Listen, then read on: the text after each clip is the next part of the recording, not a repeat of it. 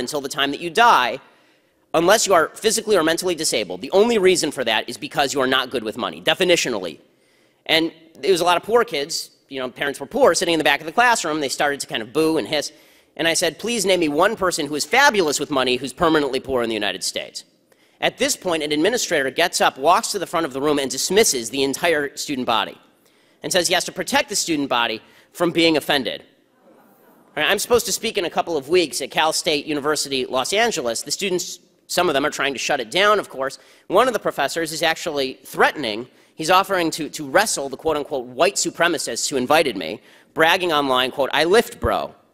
And that's mild stuff. And it's like, okay, simmer down, Mongo. But this is mild stuff, right? Larry Summers, when I was at Harvard, this is during the Larry Summers debacle, for those who don't remember, Lawrence Summers was the Secretary of the Treasury under Bill Clinton, and he became the president of Harvard.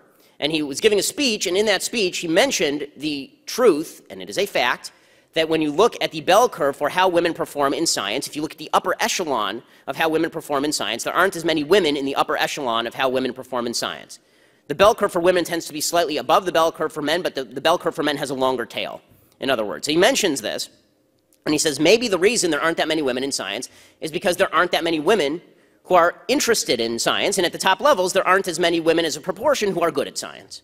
And he was talking about statistics. He was fired from his job at Harvard University for saying that. At Yale University, there was a professor who said that he was okay with people dressing up for whatever they wanted to. He was a dorm supervisor. He said, dress up how you want for Halloween. None of my business. You dress up how you want. The students got that person to resign. This happened just a couple of months ago. Tim Hunt, who's a Nobel Prize winner in biochemistry. Tim Hunt just lost his job at the University College in London because he made a joke about women in the workplace, even though his wife is a scientist, and it was a self-deprecating joke about why there should be more women in the workplace. So what they've done is by purging the universities, they've ensured that the safe space continues to the next generation, and the next generation, and the next generation. Because remember, at the campuses, college campuses and the professoriate, they basically work like the old Soviet judicial system. When you retire, you appoint your successor. Right, which means that if you're a college professor, you're not going to be giving anybody a PhD if their dissertation is on underachievement in the black community due to the increase in the welfare state. Right? It's not going to happen. So one of the questions that the left frequently asks here is why not? We're just creating a better world, right? Why shouldn't society try to conform with the hopes and dreams of the people who live in it? Why shouldn't we adapt society to feelings and perceptions? Why shouldn't subjective realities trump objective facts? What does it matter if we toe the PC line to make Caitlyn Jenner or Zoe Tur feel better, or if we want to make black students on campus feel better about not performing as well, or if we want to make a woman feel better about not earning as much as the man next to her because she took time off to have a baby? Why shouldn't we just tell these lies? Why shouldn't we frontally lobotomize ourselves to truth if it makes people feel better? And there are professors who say this. Barry Glassner is the president and professor of sociology at Lewis and Clark College. And he, along with Morton Shapiro, who teaches at Northwestern, they wrote a piece, I think this was in the, if I'm not mistaken, the Wall Street Journal. They said, as educators, we seek to develop in our students the cultural literacy that reduces the chances that someone will inadvertently belittle another. Wholesale denouncements of young people's concerns only hinder our efforts to do right by our students. All we're doing is trying to make people feel better. Well, doing right by students means doing wrong by the country. They say that that's okay, a better world will result, but it doesn't, obviously. Because a society that demeans achievement gets less of it. A society that incentivizes a victim mentality gets more of it. A society that blames itself for individual failures ends up destroying itself on the shoals of self-esteem. America is the greatest social experiment in the history of the world. And it's the greatest social experiment in history because it is an argument for merit before diversity. The individual rights trump social engineering. Individual justice, individual merit, individual performance trumps whatever we think of particular groups. And the result has been the most successful nation conceived by human mind or put into effect by human hands. And they're seeking to tear it down. The left is seeking to tear it down because they live off the basis, they live off the fruit of the land while undermining the foundations that made the society great in the first place. They will have equality of outcome. They'll elect Bernie Sanders to do it. They will have equality of outcome. They will tear it out root and branch unless we stop them. And thank God for places like Hillsdale College, because the fact is that only places like Hillsdale College stand between an entire generation and the abyss. So thank you all for what you're doing. Thank you for supporting Hillsdale. And thank you for fighting back against a college campus environment that really is the tip of the spear in the leftist attempt to destroy the foundations of Western civilization and replace it with a salted earth civilization that rewards feelings over objective merit. Thanks so much. Happy to take questions.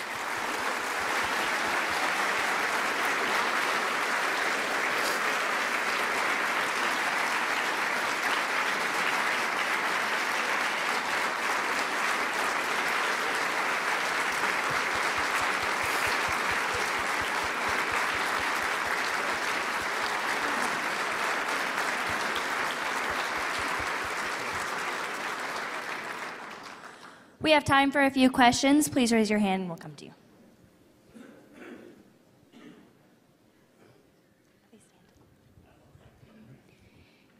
In your opinion, is the current situation on academic campuses a continuation of the influence of the Frankfurt School or a perversion of it?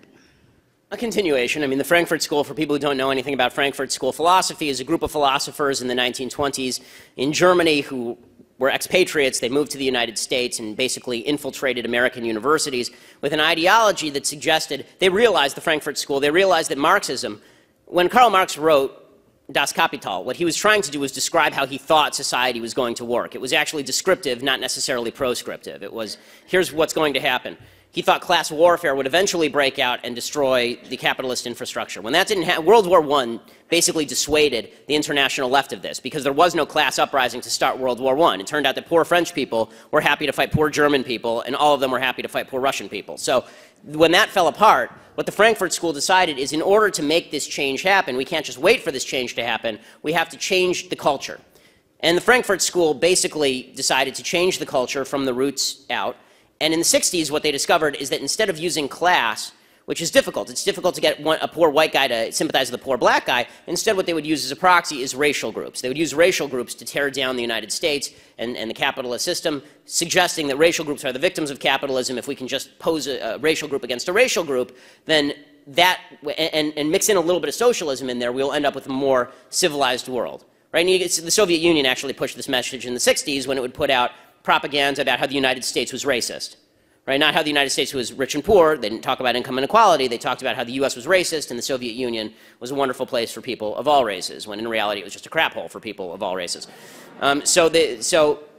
Yes, the Frankfurt School, which was led by people like Herbert Marcuse, it was very influential. I don't believe the full-scale conspiracy theory that everybody was taken over by them, but I think that influential thinkers do have influence beyond just the people who read their books. I mean, there's a wave that moves out.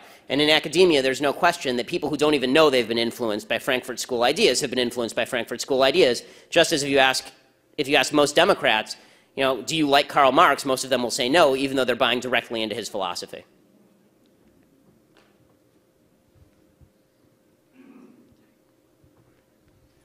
I have a question about the alumni of the, say, Ivy, or any goofy schools. Why don't the alumni pinch these schools off? Here is Brown University, for one example, is starting a fund drive for $2 billion. What kind of good are they going to do with that? It's because they've got a bunch of roughnecks and ingrates down there raising hell, and more $2 billion to do some more of that. Thank you very much. So the question is basically why alumni don't do anything. There are a couple of reasons why alumni don't do anything. The first is that alumni really don't pay that much attention to what's going on at their schools. They sort of see the name on the paper and they say, I went there, it was fun, I enjoyed it, I want to see it continue to succeed. They sign a check.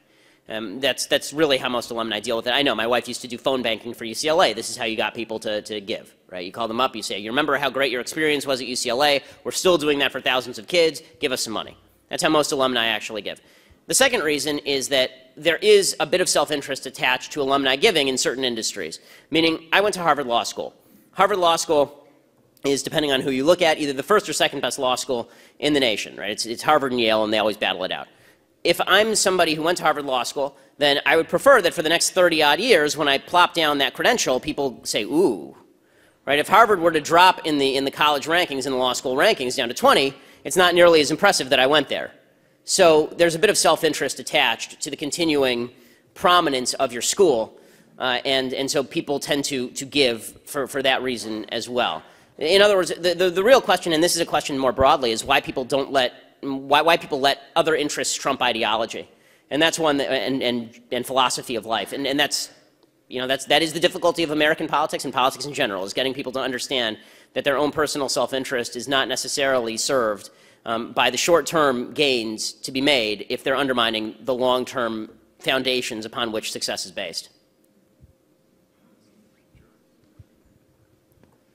Well, it's clear you're definitely up on everything. I'd like to ask you a question, which I will do now. Will Hillary Clinton be indicted? Will Hillary Clinton be indicted? Well, I'm not a clairvoyant, but I'm going to go no. And the reason I'm going to say no is because the justice system is entirely corrupt at the top levels on behalf of Democrats. And Dinesh D'Souza will spend time in prison, but Hillary Clinton will spend no time in prison. David Petraeus will end up having to make a settlement with the government. Hillary Clinton will not. My indicator, by the way, that she's not going to be indicted is that today Jay Carney came out and said Obama was rooting for Hillary, right? Which is the first real indicator that Obama is backing Hillary in the race. He's not going to endorse her full scale before South Carolina, but even that kind of small signal. The real question now is whether the FBI's investigation is so far that no one can stop them, and I don't buy it. I don't buy it. Listen, I hope she's indicted for purposes of justice and, yes, of politics, because I think that she is poised to be one of the most damaging, she's already one of the most damaging politicians in American history. She's the worst Secretary of State ever.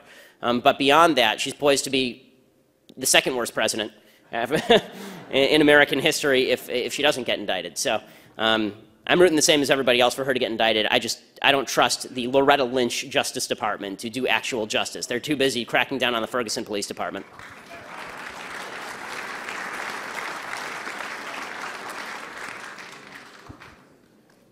Hi. I've noticed that this new development with language like safe spaces, for instance, and trigger warnings has taken on a different kind of jargon than previous revolutionary movements. It's really therapeutic, and it's operating on an emotional level. And it seems to be resonating with kids even at the high school and elementary level. I try to talk to my nieces and nephews. It's really evident. There doesn't seem to be a foothold for a logical conversation to happen, because emotions seem to completely fill the void. You seem to agree with that. So totally. What do you think is creating that environment? Because where I'm seeing it, it's a very difficult thing to even have a conversation. Yeah. I mean, what's creating the environment of feelings is basically that we're the most prosperous nation in the history of humanity. So, I mean, if you've ever dealt with kids of very wealthy parents, very often they tend to be oversensitive and easily offended, and these are the kids of wealthy parents, namely the United States. And so what are they going to complain about? The fact that they're poor? They're not poor. The fact that they have a rough life? They don't. So what exactly is going to be their world-beating change? And there's nothing more empowering to these kids than saying the change that you seek is about you, right? It's not even about the society at large. It's about you, because your feelings are now our gauge of success or failure as a society. I mean, that's a pretty empowering message. I mean, it's almost a bizarre leftist incarnation of Walt Whitman's I Contain Multitudes. You know, what happens to me is what happens to all of society. My feelings matter than anything else more than anything else in the universe. Which is why, by the way, when you do argue with kids who are into this sort of stuff, it is imperative to actually use emotional argument. You know, logic does not work. And that doesn't mean that you have to make false arguments, but you can say you're being a fascist little, right? And that's okay, because the reality is they are being fascist little. And so that's okay. And the reason that is because what they're really doing, what the left now does, is they make emotionally based arguments about your character. You're a bad person, right? The safe space argument, the microaggression argument, isn't that you're even saying something untrue. It's that you are a bad human being. And the only way to defeat you're a bad human being in an argument is to say, no, actually, you're a bad human being for suggesting that I'm a bad human being without evidence. Only a jerk does that. Right? And then once we get beyond the character arguments, then we can argue about logic. But if it's going to be character arguments all the way to the well, then there's no way to beat a character argument with a logical argument. Mitt Romney discovered this in 2012. Right? You cannot make a logical argument and win people over while your opponent is saying that you kill people of cancer. Right? I mean, which was the actual argument against Mitt Romney. He fired people so that later their wives would die of cancer. This is the Obama campaign, and Mitt Romney's campaign was that guy's incompetent. Okay, that's not, so who are you going to vote for? The guy who kills people of cancer with his magic Wall Street powers? Or the guy who's mildly incompetent, right? So character arguments do matter, and this is why I encourage conservatives to see the world as it is, not as we wish it to be, logical arguments are not going to defeat the safe space microaggression mentality. The only thing that defeats that is showing these kids that what they are doing is actually immoral. It's not just ineffective, it's not just counterproductive, it's immoral. It is immoral to call the police if someone hurts your feelings. It makes you a bad human being if you call the police because somebody hurt your feelings. It makes you a fascist thug who wants to use a gun against someone. And when you speak to them like that, at least you can embarrass them enough for just a moment that maybe there's a gap.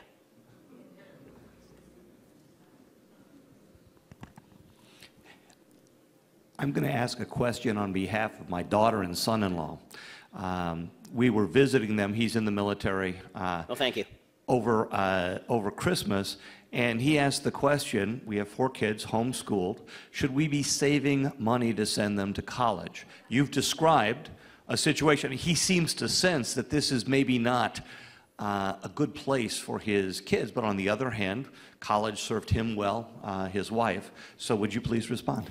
So you have to gauge your own kids. I think it's a different, listen, I went to UCLA, I went to Harvard Law. There are no 2 more liberal institutions, leftists. I don't like the word liberal, they're not liberals, they're leftists. There are no 2 more leftist institutions on the planet than UCLA and Harvard Law School. I came out a stronger conservative because I used everything that I was learning as a starter. It wasn't the end point, right? It was, okay, you want me to read John Rawls? Okay, well now I'm going to go and I'm going to read Frederick Hayek, right? I'm going to read various perspectives on the same issue so that I know how to counter the argument. So I can argue leftist positions better than most leftists can, right? So, so if you have somebody who's a solid conservative, what I say to parents is about college, if your kid is not a solid conservative, if your kid doesn't have solid values by the time they're 18, they'll be a leftist by the time they're 21. That's the way that this works. All your heavy lifting is done before the college years. So you sort of have to, I mean, honestly, I think that if your kid isn't solidly ensconced in values before they hit puberty, you're in trouble. So this is a long as someone with a 2-year-old daughter and a son on the way. I mean, this is something I'm going to have to work on. It's something that I think that you have to gauge this. So what I say to college students who are really politically motivated is go to leftist campuses. Go to leftist campuses. Learn how to hone your arguments. Become a weapon. And what I also tell them is if you're going to be on a leftist campus, don't be stupid. If the professor is going to grade you down for being conservative in class, write like a communist. I mean, this is actually what I did when I was at UCLA. I'd argue with the professor in class, and then we had things called blue books, and blue books were great because they were anonymous. They just used your student ID number. And so if you read my actual essays from college, they read like something directly out of The Nation.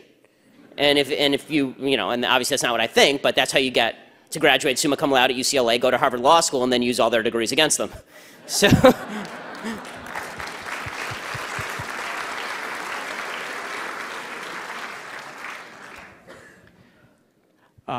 One of the things that you mentioned in your speech was that sooner or later they're going to have to come out of college and live with the reality of life and making a living and doing these types of things. There's enough kids in the millennial that have now come out of the colleges. How are they faring? What are they doing? I mean, they're faring poorly. They're shocked. I mean, they're kids who are now suing their colleges. This is an actual lawsuit. Suing their colleges because they're saying, I was promised a job, I was promised an income after I come out of here. Right? The Occupy Wall Street movement was all disenchanted college kids who got out after that lesbian dance theory major and thought they were going to make 6 figures somewhere. And it turns out nobody pays to watch people theorize about lesbian dance. So, so they end up, going and living in tents in Central Park and pooping on themselves. So life is a rough teacher. What the left has tried to do is extend kind of the period of adolescence indefinitely, right? So now you're 26 and you're on your parents' health care. Okay, by age 26, I'd been married for a couple of years, and I was 2 years away from having a kid, and I already had 2 degrees and 4 published books. It turns, and by the way, that's actually, I'm not even a success story if you go back 50 years, right? 50 years by the age of 26, you were supposed to be fully ensconced in your job. You're supposed to have like 3 kids by that point. What we've done is prolonged adolescence indefinitely. And so what Obama's goal is, what the left's goal is, what Bernie Sanders, Hillary, they have the same goal. And the same goal is to extend college out. Right? College is not a place that's kind of a break from reality. College is the new reality. So we have to make all of human life like college. And this is what they think Europe is, which is why Europe is going to collapse. And it's being invaded by foreign forces, and the barbarians are at the gates, and Europe is going to fall apart, and it is falling apart. So we can play this game, but it's not going to end well. And the problem is that because the education is so poor, instead of reacting against their teachers at college who told them everything was going to be hunky-dory, instead of having the kind of all quiet on the Western Front moment, you know, where the former student goes back to his classroom after World War I, he's in the middle of World War I, he goes back and he yells at his professor and he says, "You're telling all these kids the wrong thing.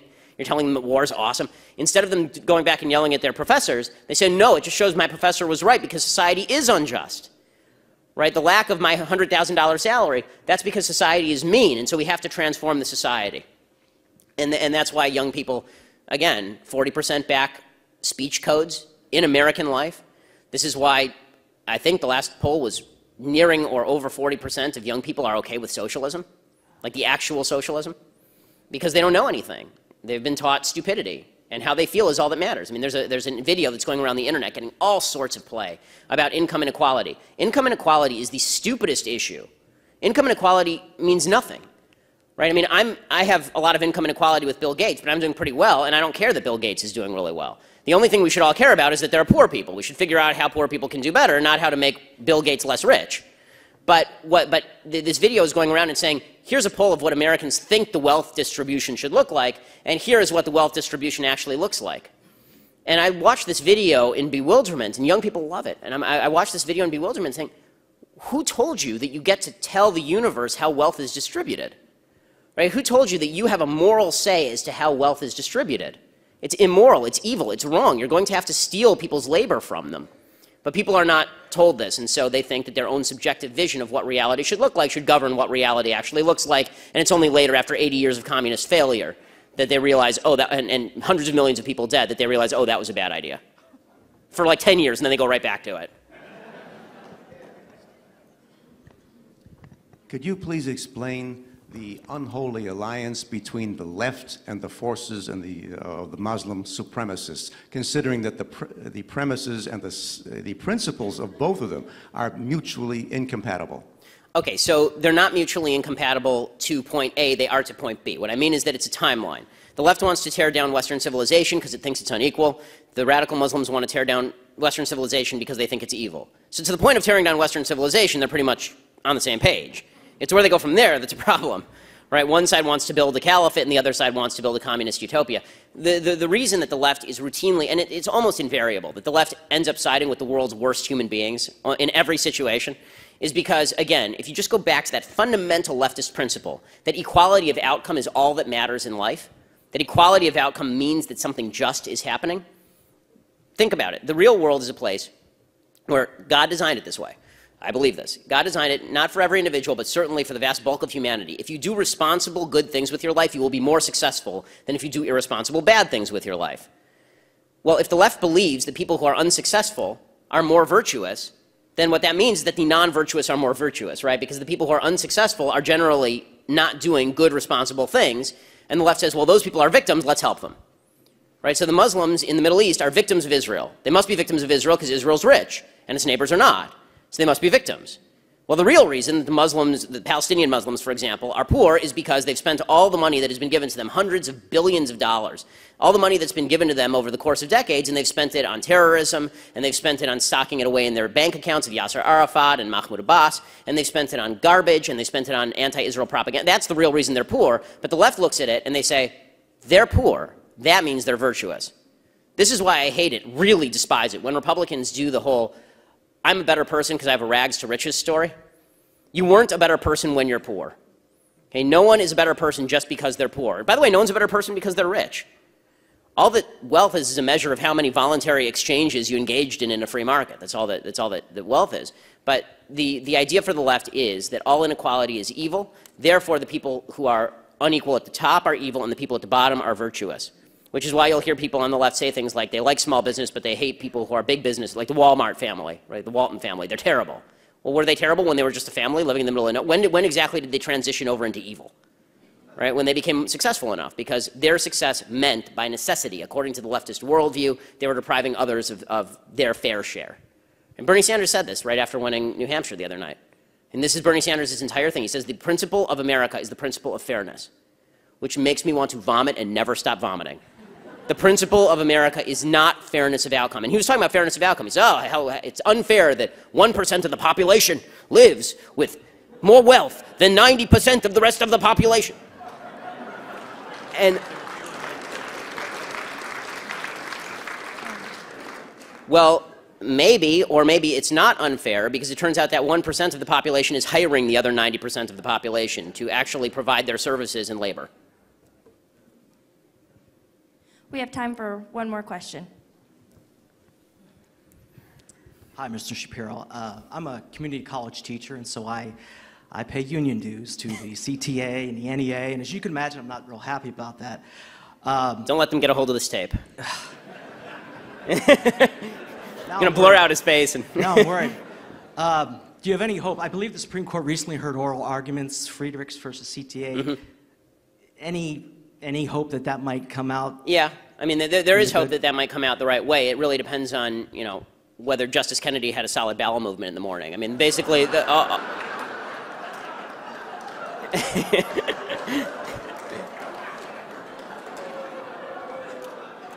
mean, all Supreme Court arguments basically boil down to this vital question of whether he took his Metamucil. Justice Kennedy theoretically has an overriding philosophy of what he thinks of as individual liberty. So anything that allows you to do more stuff on your own is something we should allow. So he was in favor of gay marriage because it allows gay people to get married. He's in favor. He's against, you know, campaign finance reform because he thinks people should be allowed to spend money on politics. So presumably, theoretically, he could vote the right way on this case, saying teachers should be allowed not to have to give their money to a union that uses that money to push certain political causes, which is what the case is about. So it's possible that Justice Kennedy comes out the right way. I hate that we live in a system where we have to wait for the Qadi on the Hill to dictate to us what our lives are going to be like in perpetuity. It's disgusting to me. It's a perversion of the constitutional order.